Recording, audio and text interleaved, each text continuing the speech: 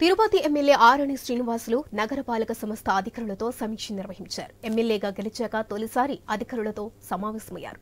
ఇక తిరుపతిని రాష్ట్రంలోనే ఆదర్శంగా తీర్చిదిద్దుతాము అంటున్న ఎమ్మెల్యే ఆరణి శ్రీనివాసులతో మా ప్రతినిధి కిరణ్ ఫేస్ టు ఫేస్.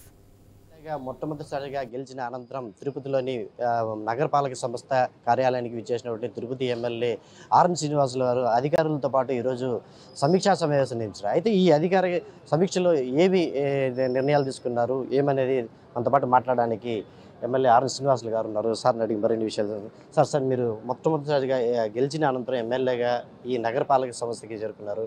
ఎటువంటి తిరుపతి అభివృద్ధికి సంబంధించి ఎటువంటి నిర్ణయాలు తీసుకున్నారు?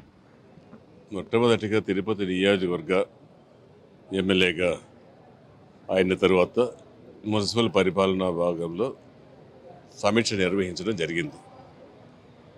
ఈ సమీక్షలో పలు రకాల heads, sanitation, engineering section, revenue, అదేవిధంగా పబ్లిక్ హెల్త్, స్మార్ట్ సిటీ ఇవన్నిటిని కూడా కూలంకుషంగా డిస్కషన్ జరిగింది. అందరు అధికారులతో పరిచయ వేదిక చేసుకోవడం జరిగింది. అధికారులకు ఒకటే సూచనలు ఇవ్వడం జరిగింది. అధికారులందరూ ఆత్మ విమర్శ చేసుకొని ప్రక్షాళన జరగాలని ముఖ్యమంత్రి గారు, పవన్ కళ్యాణ్ గారు ఆదేశాలు ఉన్నాయి.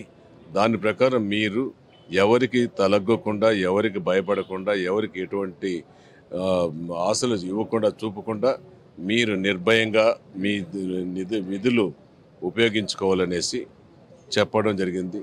ఇప్పుడు ఇంతవరకు జరిగిన తిరుపతి నియోజకవర్గంలో ఈ గత 5 సంవత్సరాల్లో ప్రభుత్వంలో జరిగిన పనులన్నింటిపైన కూడా ఎంక్వైరీ వేసి దాంట్లో ఏదైనా తప్పులు జరిగి ఉంటే దాన్ని కూడా ప్రభుత్వ దృష్టికి పంపాలనేసి కూడా సపరేట్ పంపించి పర్యవేక్షణ అధికారులు కూడా చేపిస్తామనేసి కూడా చెప్పడం జరిగింది.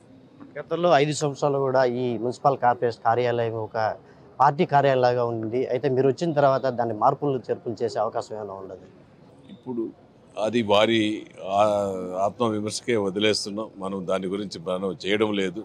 మనం ప్రజాప్రతినిధిగా ఎన్నికైన నెల రోజుల లోపలనే పబ్లిక్తో మమేకమయ్యాము. ఈరోజు ఆఫీసులతో మొదలుపెట్టి ఇవన్నింటిని కూడా ఈరోజు ప్రక్షాళన చేయాలనేసి నేను వచ్చాను. ఖచ్చితంగా కూడా మున్సిపల్ విభాగంలో పనిచేస్తున్న అధికారులు అందరిని కూడా సమాయత్తం చేశాము.